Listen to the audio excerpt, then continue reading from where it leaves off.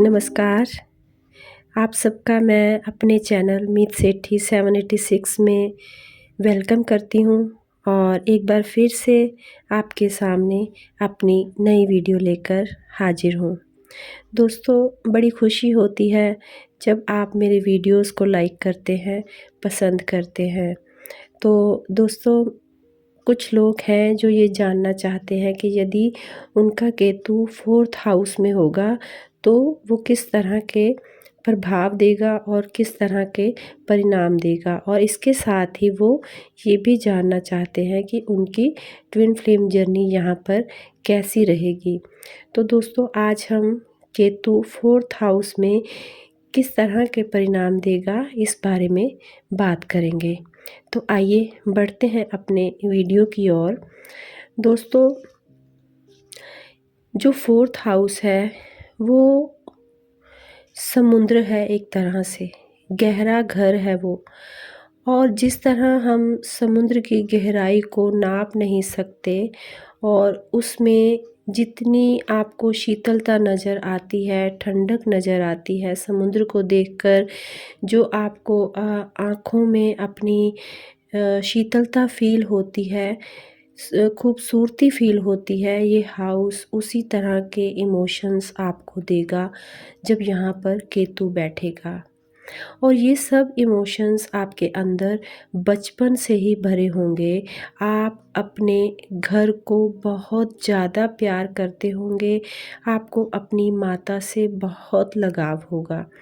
आपने बचपन में अपनी माता को देखते हुए अपने घर को प्यार से अपने अंदर उन इमोशंस को भरा, और धीरे-धीरे जैसे-जैसे आपने ये जाना कि ये घर पर सिर्फ़ आपका अधिकार नहीं, सिर्फ़ आप अकेले यहाँ पर नहीं रह सकते, आपके अंदर एक दर्द भर जाता है। 4th हाउस घर का कारक है, अपने घर का, जहाँ पर इंसान बैठकर शांति से सांस ले पाता है, आराम कर पाता है। लेकिन यदि कभी आपको ऐसा महसूस हो कि आपके पास वो घर नहीं है, ऐसी जगह नहीं है जहाँ पर आपको शांति महसूस हो पाए, आप 2 पल सुकून के जी पाएँ, तो आप कैसा फ़ील करेंगे? तो जब यहाँ पर केतु बैठते हैं, वही तड़प आपके अंदर आने लगती है, क्योंकि आप हमेशा इस तरह की भावनाओं से घिरे रहेंगे कि आपको ऐसा फ़ील होगा कि मुझे अपना वो घर चाहिए जहाँ बैठकर मैं शांति से 2 पल सुकून के जी पाऊँ। तो 4th हाउस दोस्तों जल का कारक होता है, और जल जिस तरह से ठंडक का कारक है, उसी तरह आप पर इमोशंस इतने हावी होंगे कि आप उनको संभाल नहीं पाएंगे। आपके जो आंसू हैं वो छोटी-छोटी बातों पर निकल आएंगे, आप इतने इमोशनल होंगे। और दोस्तों, जो 4th हाउस होता है वो दर्द का भी कारक होता है, अपनों के दर्द, अपनों से मिले हुए दर्द का कारक होता है। यदि यहाँ पर केतु बैठता है तो इंसान के अंदर इतना दर्द भरा होता है जिसे कोई समझ नहीं सकता। आप अपने उस दर्द को किसी को समझा भी नहीं पाएंगे, क्योंकि जिस तरह समुद्र की गहराई को नापा नहीं जा सकता, आपके अंदर के दर्द को भी नापा नहीं जा सकता। आपको अपने घर से प्रेम है, अपनी परंपराओं से प्रेम है, अपने पूर्वजों के द्वारा जो रीति रिवाज बनाए गए हैं, जो ट्रेडिशनल आपके घर में मनाए जाते हैं, आपने बचपन में अपने माता संग, अपने भाई बहनों संग बिताए हैं, वो पल पल आपको रुलाते रहेंगे।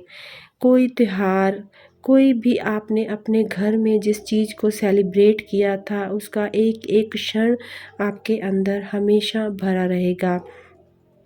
आप उस माहौल को हमेशा मिस करते रहेंगे और आपको अपने होम की सिकनेस होगी। तो दोस्तों, अब यहाँ पर मैं आपको ये बात क्लियर कर दूँ कि ये जो होम सिकनेस है, वो होम सिकनेस आपके अधूरेपन के कारण है। क्योंकि आप जो अपने घर से एक जुड़ाव को महसूस कर रहे हैं, वो आपके अधूरेपन के कारण है, आपकी ट्विन फ्लेम जर्नी के कारण है। क्योंकि आपको ये अंदर से महसूस होता है कि कुछ कमी है, और वो कमी है अपने घर की। यानी आप अपने उस आधे हिस्से से जब मिलेंगे, तो जो आप अपनेपन को महसूस करेंगे, पूर्णता को फ़ील करेंगे, वही जो कमी है आपके अंदर हमेशा भरी रहेगी। तो आप एक अनजान तलाश में, अपने घर वाले सुकून की तलाश में रहते हैं। आपको एक ऐसे घने पेड़ की तलाश है जिसकी छाँव में बैठकर आप आराम कर सकें। ठंडी छाँव, ठंडी हवा में बैठकर आप अपनी आँखें बंद करके शांति को फ़ील कर पाएँ, लेकिन वो आपको नहीं मिल रही। होली में चौथा घर बहते हुए पानी का कारक है, ठंडे झरने की भांति है, तो आप हमेशा चलते रहना चाहते हैं।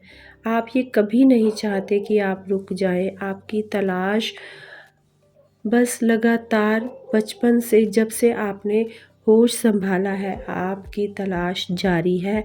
आप चलते जा रहे हैं, आप फ़ील करते हैं कि आप थक चुके हैं, फिर भी आपकी वो जो तलाश है, आपका जो वो चलते जाना, बहते जाना है, वो जारी रहता है। क्योंकि आपको अपने उस आधे हिस्से, अपनी ट्विन फ्लेम की तलाश है, जिसे आप कभी अपने माता के प्रेम में ढूँढते हैं, कभी आप अपने फ्रेंड्स के प्यार में ढूँढते हैं, कभी आप भाई बहनों के प्रेम में उसे ढूँढना चाहते हैं, पर आप खुद भी नहीं समझ पाते कि आप क्या चाहते हैं।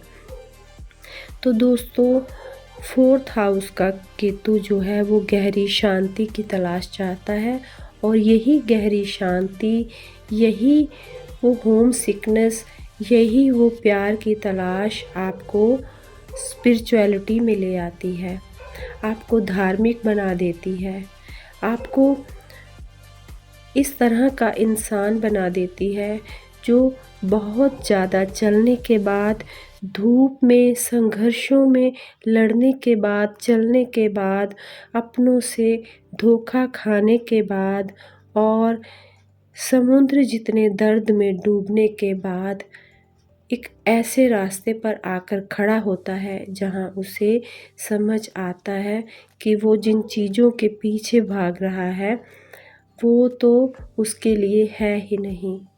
वो जिस घर के अंदर शांति को पाना चाहता है, वो उसी घर से भागना भी चाहता है। वो उसी घर में दम को घुटता हुआ भी फ़ील करता है, तो वो बाहर निकल जाता है। लेकिन जब वो बाहर जाता है, तो उसे घर की याद आती है, और वो वापस अपने घर में आता है। लेकिन वो खुद नहीं समझता कि ये तड़प कैसी है, ये उलझन कैसी है, ये दर्द कैसा है, वो इन सब से कैसे बाहर आएगा। जो उसको अपनी माता से जुड़ाव है, अपने रिश्तों से जुड़ाव है, अपने घर से जुड़ाव है, उनका क्या कारण है। तो दोस्तों, जैसे मैंने पहले भी बताया कि केतु अपने पास्ट लाइफ का भी कारक होता है, पूर्व जन्मों का भी कारक है। तो आपके कुछ पिछले जन्मों के गहरे राज भी यहाँ पर समुद्र की गहराई जितने आपके अंदर छुपे होते हैं, जिन्हें आप समझ नहीं पाते, लेकिन सपनों के माध्यम से या अपने विचारों के माध्यम से, अपनी भावनाओं के माध्यम से आप कभी-कभी उन चीज़ों को याद करने की कोशिश करते हैं। आपको लगता है कि आपको कुछ याद आ रहा है, पर फिर से आप वो सब भूल जाते हैं, क्योंकि वो सब इस जन्म से नहीं, बल्कि आपके पिछले जन्मों से जुड़ा हुआ है। तो दोस्तों, यहाँ पर बैठे ग्रह के रूप में आप ये समझ सकते हैं कि वो कौन से कर्म हैं जो आपको अपनी ट्विन फ्लेम जर्नी में बढ़ने के लिए रोक रहे हैं, या जिनको क्लियर करके आप इस जर्नी को, इस तलाश को, इस शांति को पा सकते हैं।